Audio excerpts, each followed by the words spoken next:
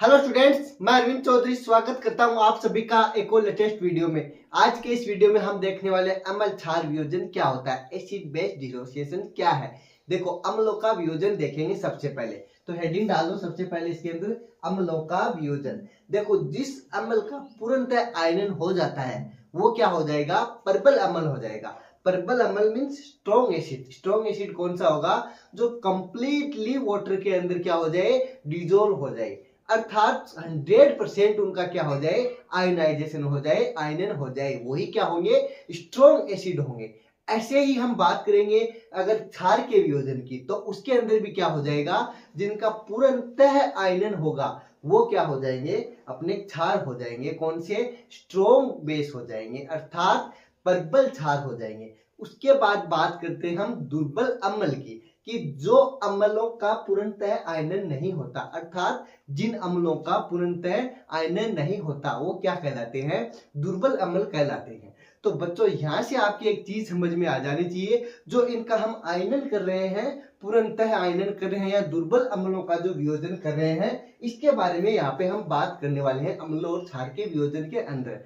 Important बात यहाँ पे ये आ जाती है कि जो अपने जैसे कि स्ट्रॉन्ग एसिड की बात करते हैं तो उनका तो पूर्णतः आयनन हो जाता है, तो हमें पता रहता है कि इनका आयनन हो गया। लेकिन बात आ जाती है दुर्बल की, कि वो कितना आयनित हुआ है। इसके लिए हम क्या करेंगे, अपने एग्जाम्पल से देखेंगे। उसके बाद में हम इंपॉर्टेंट बात ये देखने वाले हैं कि जो दुर्बल अम्ल और क्षार होते हैं उनका वियोजन किस प्रकार हो जाता है, ये इस वीडियो के अंदर हम देखने वाले हैं। तो आप लोगों की ये चीज समझ में आ जानी चाहिए कि सर कैसे क्या वियोजन होगा, और उसको हम एक रिएक्शन के द्वारा समझेंगे। चलो स्टार्ट करते हैं। सबसे पहले क्या लिखो, अम्लों का वियोजन। अम्ल क्षार के अंदर भी कौन सा पॉइंट देखेंगे, सबसे पहले हम अम्लों का वियोजन,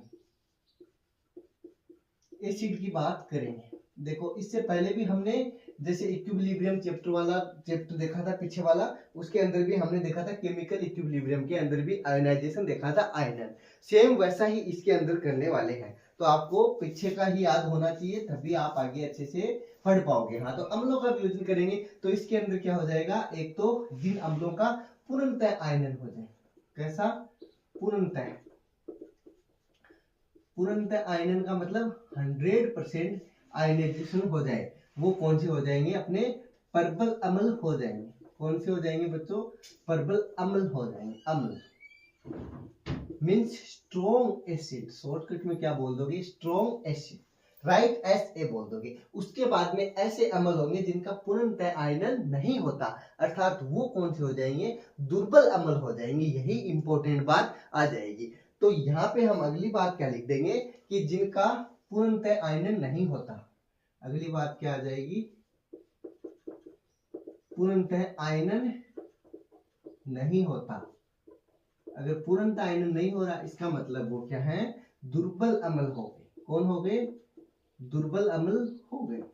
दुर्बल अम्ल होने का मतलब क्या हो गया, वीक एसिड हो गए। कौन, WA, वीक एसिड।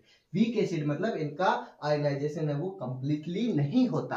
अब आगे बात करेंगे हम, एक एग्जांपल से समझेंगे। जैसे कि किसी एक क्षारीय दुर्बल अम्ल का वियोजन करते हैं, किसका, एक क्षारीय दुर्बल अम्ल का, सॉरी एक जो क्षारीय दुर्बल अम्ल है उसका क्या करेंगे, वियोजन करेंगे, और इसको हम आगे कंटिन्यू देखने वाले हैं। तो रिएक्शन लेंगे और उससे क्या आगे कंटिन्यू करेंगे। तो एग्जाम्पल ले लेते हैं, HA है वो टूट जाता है किसके अंदर।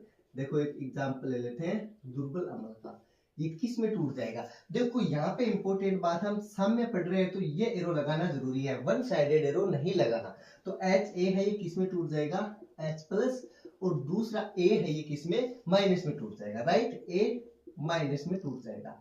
अब यहां से आप लोगों को क्या दिख रहा है, कि हमारे पास में एक HA कोई मॉलिक्यूल था, यौगिक था, सॉरी, है ना, वो टूट गया, H+ और A- में टूट गया। यहाँ पे हम अपने नियम लगा देंगे, द्रव्य अनुपाती क्रिया का नियम।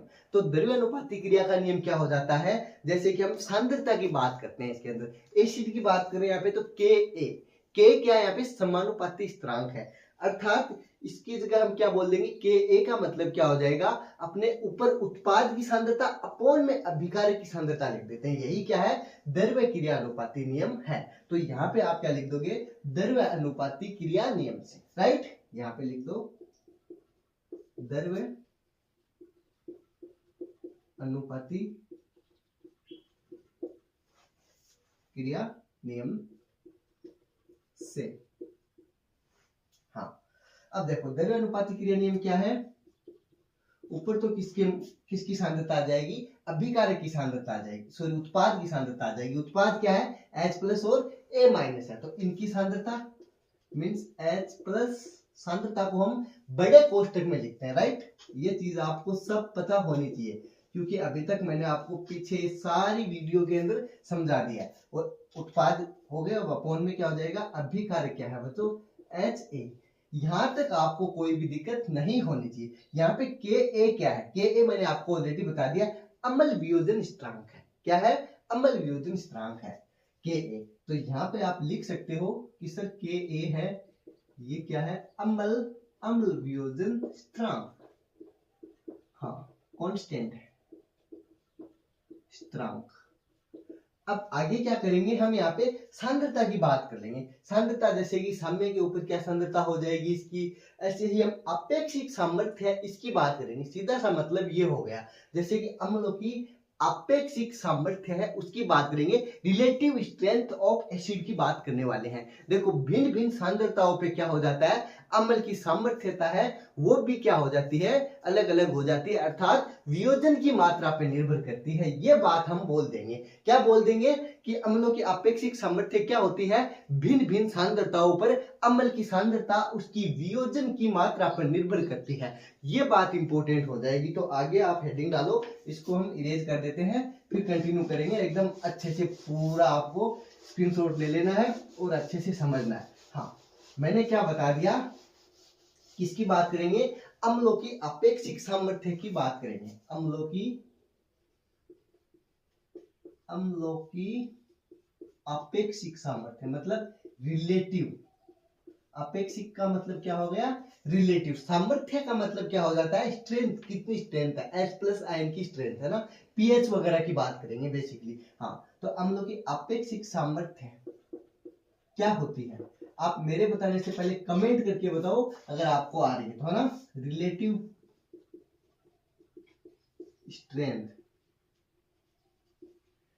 रिलेटिव स्ट्रेंथ ऑफ एसिड्स की बात करेंगे, ऑफ एसिड्स। अब देखो इसकी डेफिनेशन क्या लिख दोगे आप कि सर भिन्न भिन्न सांद्रताओं पर, भिन्न भिन्न सांद्रताओं पर, सांद्रताओं का मतलब कंसंट्रेशन की बात हो रही है, तो भिन्न भिन्न सांद्रताओं पर अम्ल की सामर्थ्य, सांद्रताओं पर या अम्लों की सांद्रत्य और भी ज्यादा सही रहेगी, अम्लों की बोल दो, या फिर एक अम्ल की बात करें तो एक मतलब पर्टिकुलर अम्ल भी बोल सकते हो, या फिर अम्लों की सामर्थ्य भी बोल सकते हो, है ना। सांद्रताओं पर अम्लों की सामर्थ्य मीन्स स्ट्रेंथ, अम्लों की सामर्थ्य उसके वियोजन की मात्रा पर निर्भर करती है, कि सामर्थ्य उनके वियोजन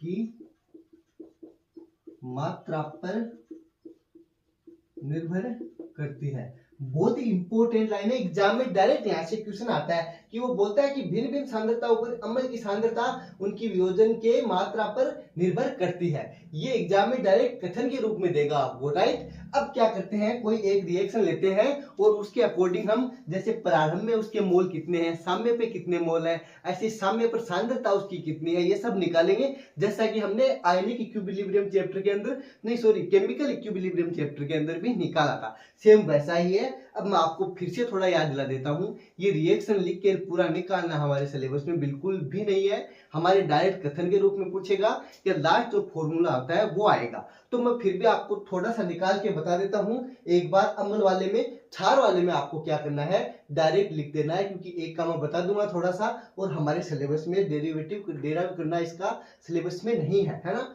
तो अब देखो क्या करेंगे, सबसे पहले एक रिएक्शन लेंगे, तो यहाँ पे एक लाइन लिखोगे आप, पहले मैं आपको लाइन लिखा देता हूं ताकि मुझे लिखनी नहीं पड़े बोर्ड पे। क्या लिखोगे, माना किसी अम्ल की सांद्रता, लिखो माना किसी अम्ल की सांद्रता C, सांद्रता कंसंट्रेशन, उसको किससे लिखोगे, C से लिखोगे। माना किसी अम्ल की सांद्रता C ग्राम मोल प्रति लीटर है।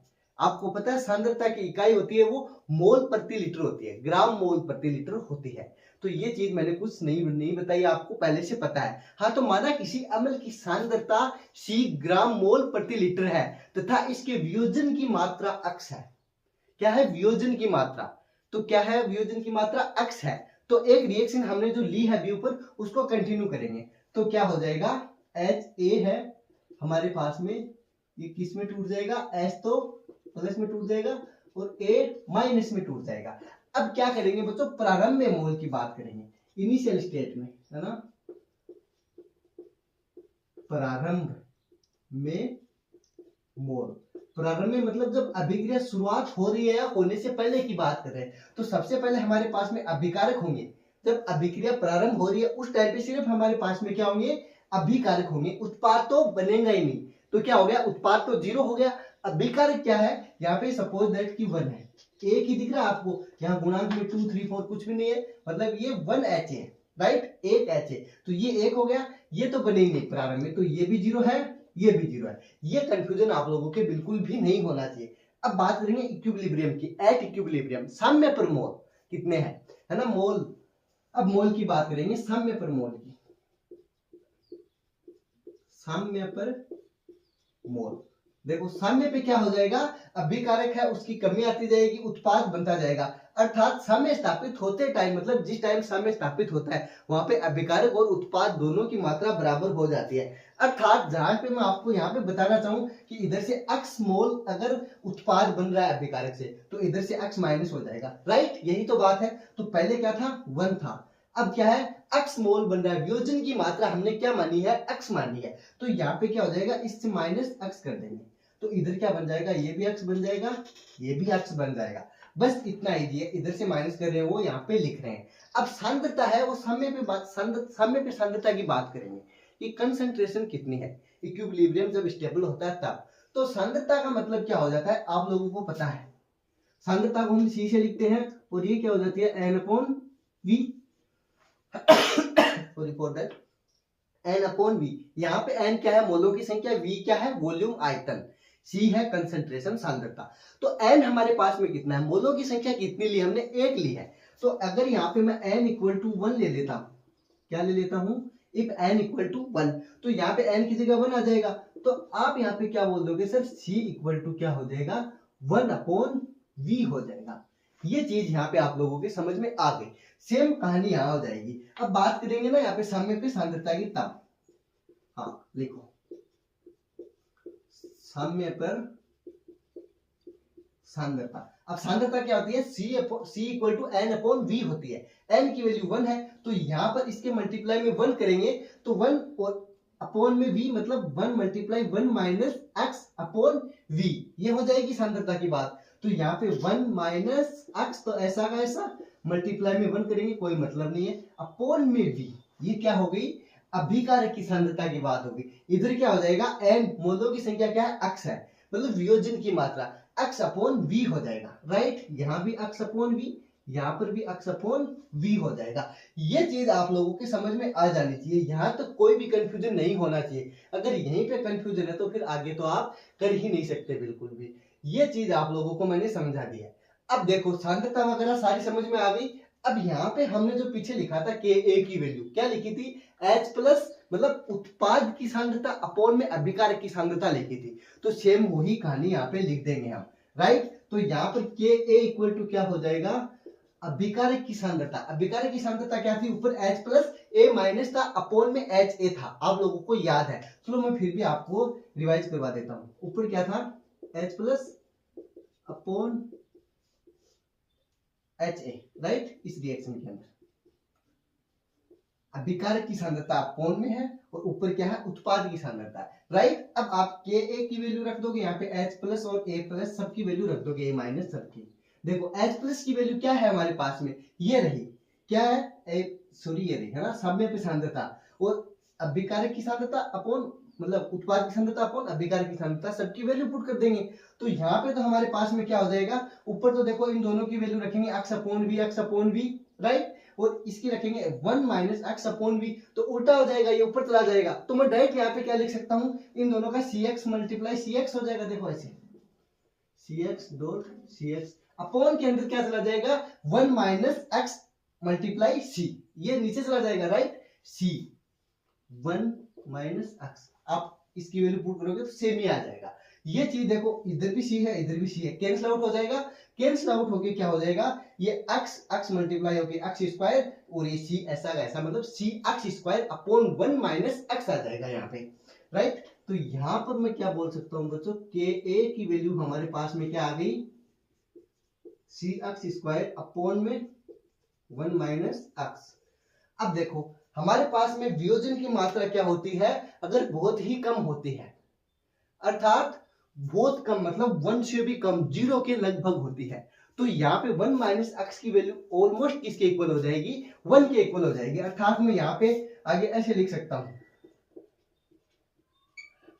x लेस देन 1, मतलब बहुत ही कम है x की वैल्यू। तो ये कंडीशन होती है, तब हमारे पास में क्या हो जाएगा, ये देखो जो हमारे पास में 1 माइनस एक्स की वैल्यू है वो ऑलमोस्ट 1 के इक्वल हो जाएगी, 1 माइनस एक्स, क्योंकि x की वैल्यू बहुत ही छोटी है, तो यहाँ पे ऑलमोस्ट किसके इक्वल हो जाएगी, 1 माइनस एक्स का मतलब 1 हो जाएगा, अपॉन में 1 बच गया, इसका मतलब आप क्या लिख दोगे सर, ऐसे लिख दोगे कि के ए इक्वल टू में क्या आ जाएगा, सी एक्स स्क्वायर आ जाएगा, सिर्फ इतना ही आएगा और कुछ भी नहीं आएगा। अब हमारे पास में बात करेंगे यहाँ पे वियोजन की मात्रा की करेंगे। वियोजन की मात्रा क्या ली हमने बच्चों, x ली है, तो x की वैल्यू निकाल लेंगे यहाँ से, अगर x स्क्वायर को यहाँ पे रखेंगे दूसरी साइड c को भेज देंगे तो ये क्या चला जाएगा, अपॉन में चला जाएगा, तो मैं यहाँ पर ऐसा लिख सकता हूँ ना, x स्क्वायर इक्वल टू, देखो के ए अपनी जगह है, ये c क्या आ जाएगा, डिवाइड में आ जाएगा। ये चीज आप लोगों को समझ में आ जानी चाहिए। अगर मैं स्क्वायर उठाता हूं एक साइड से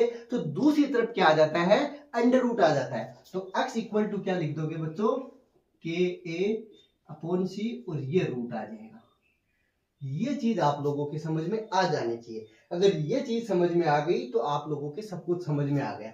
तो यहाँ पर हम क्या बोल देंगे बच्चों, अगर रूट का मतलब क्या होता है, पावर कितनी है, 1/2 है, तो दूसरे वर्ड्स में मैं ऐसे भी लिख सकता हूँ बच्चों इसको, x इक्वल टू, अब इसमें पावर क्या कर देनी है मुझे, 1/2 कर देनी है, तो के ए अपॉन के सी तो ऐसा कैसा रह जाएगा राइट। अब इसमें पावर में लिखूंगा तो सिर्फ 1/2 लिख दूंगा मैं, कैसे, ऐसे रूट हटा के, बस यही बात है। आप इसको इक्वेशन फर्स्ट भी दे सकते हो, नहीं तो ऐसे भी लिख सकते हो। ये इंपॉर्टेंट रिएक्शन आ गई हमारे पास में दोनों। यहां से क्या लिख सकते हैं हम, कि क्या बोल देंगे, अम्ल की जो प्रबलता है वो किसके समानुपाती हो गई, के ए के समानुपाती हो गई। जैसे जैसे के ए बढ़ेगा उसकी वियोजन की मात्रा भी बढ़ेगी, सांद्रता जैसे जैसे बढ़ेगी उसकी वियोजन की मात्रा क्या हो जाएगी, घट जाएगी राइट। ये चीज आप लोगों के समझ में आ गई होगी। के ए की सांद्रता को मतलब अम्ल की सांद्रता को किसे लिखते हो आप, अम्ल की प्रबलता को पीएच को किसे लिखते हो आप, पी के ए से लिखते हो, इससे पी के ए। तो मैं यहाँ पे ऐसे लिख सकता हूँ इसी लाइन से कि अम्ल की प्रबलता, इसी लाइन से कि अम्ल की प्रबलता किसके समानुपाती दिख रही है आपको, के ए के, जैसे जैसे वियोजन की मात्रा बढ़ रही है के ए बढ़ रहा है, के ए मतलब अम्ल की प्रबलता की तो बात हो रही है ना, कितनी है, तो यहाँ पे क्या हो जाएगा, अम्ल की प्रबलता किसके समानुपाती है, के ए के। दूसरे वर्ड्स में ऐसे बोल सकते हैं कि इसकी जो सांद्रता है उसके व्युत्क्रमानुपाती, अर्थात सांद्रता इसको किसे लिख देंगे, सी से पी के ए को, अम्ल की जो प्रबलता उसको किसे लिखते हो हम, मतलब सांद्रता को किसे लिखते हो, के ए को पी के ए से लिखते हो, पीएच को राइट। तो इसको हम ऐसे लिख देंगे ना, इसका उल्टा पी के ए, ये चीज है। हाँ, यहां तक आप लोगों के समझ में आ गई होगी। अगर यहां तक आप लोगों के समझ में आ गया तो फिर आगे चलते हैं। हाँ, स्क्रीनशॉट लो इसका,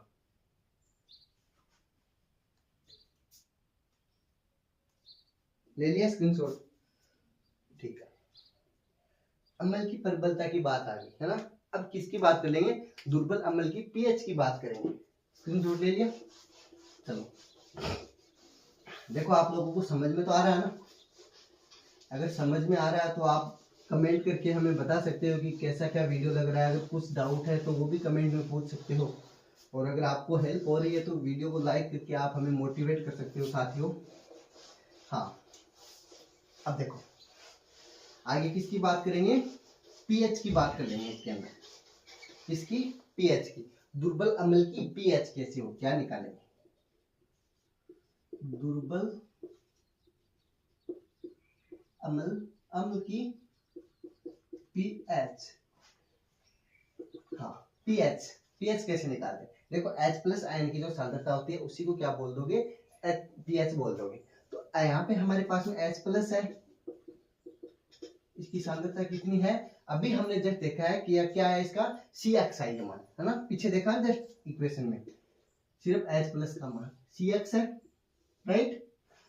अब देखो CX है, इसको हम कैसे निकालेंगे? ये जो हमने मान निकाला है CX H plus equal to, ये समीकरण 1 में मान रख देंगे। समीकरण 1 से x का मान क्या रख देंगे? यहाँ पे रख देंगे, जो मैंने यहाँ पे लिखी थी ना लास्ट लाइन, वहां तक आपने स्क्रीनशॉट ले लिया होगा, वहीं से आगे करेंगे।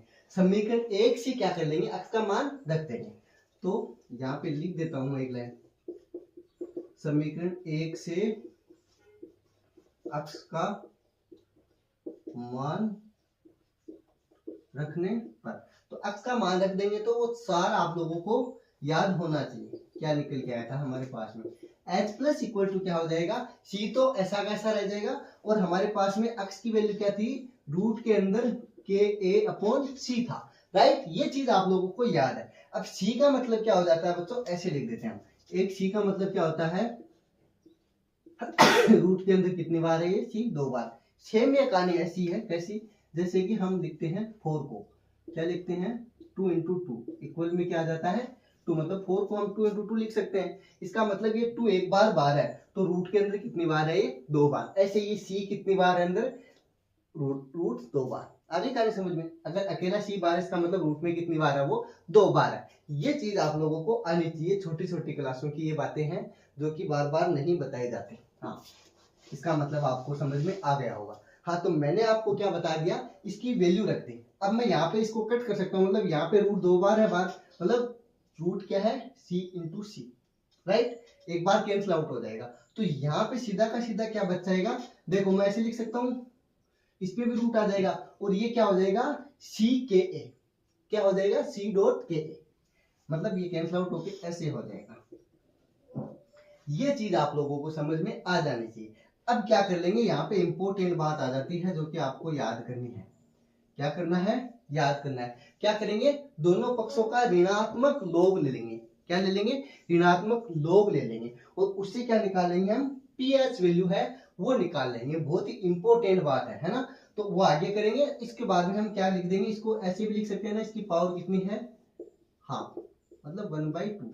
तो मैं C मल्टीप्लाई KA की पावर 1/2 ऐसे लिख सकता हूँ ना। सॉरी स्टूडेंट्स, 1/2, जैसा कि मैंने आपको ऊपर भी समझाया। अब जब इसको हम पावर मतलब लॉग में लेंगे, तो पावर जो है वो अपॉन में आ जाएगी, मतलब 1/2 C हो जाएगा, प्लस KA, मतलब इसके भी क्या हो जाएगा? 1/2 आ जाएगा। तो क्या कर लेंगे? लॉग किस में ले लेंगे? माइनस में ले लेंगे। दोनों पक्षों का ऋणात्मक लॉग लेंगे। तो यहाँ पे एक लाइन लिख देते हैं, दोनों पक्षों में ऋणात्मक लॉग लेने पर। तो ऋणात्मक लॉग लेंगे तो ये भी क्या हो जाएगा? माइनस लॉग, और H प्लस ऐसा का ऐसा, ये तो सांद्रता को रिप्रेजेंट कर रहा है ना। ये चीज आप लोगों के समझ में आ गई होगी। यहाँ पे लिख देंगे एक लाइन, ये माइनस लॉग, और इसको कैसे लिख देंगे? के C के A फिर 1/2 ऐसा का ऐसा, मतलब कि ये सेम ऐसे का ऐसा रह जाएगा। ये चीज आपको समझ में आ गई होगी। अब कैसे लिखेंगे इसको? लिखने का तरीका देखो, यहाँ पे बता दूंगा आपको डायरेक्ट। इसको कैसे लिखेंगे आपको याद रखना एग्जाम में। ये जो 1/2 है ये अपोन में आ जाएगा, मतलब इधर आ जाएगा, बाकी तो सेम रहेगा। तो क्या इस H प्लस, मतलब ये माइनस लॉग H प्लस किस में चेंज हो जाएगा? पीएच में चेंज हो जाएगा। तो क्या बोल दोगे इसको? माइनस लॉग H प्लस को पीएच, क्या? पीएच इक्वल टू, ये 1/2 है, यहाँ पे आ जाएगा, क्या पे? यहाँ पे। तो इसको लिख दोगे 1/2, मतलब minus 1/2 log KA minus 1/2 log C, ऐसे लिख दोगे इसको आप। आगे कहानी समझ में? तो मैं क्या लिखूंगा इसको? पीएच लिख दूंगा। क्या लिख दूंगा बच्चों? पीएच।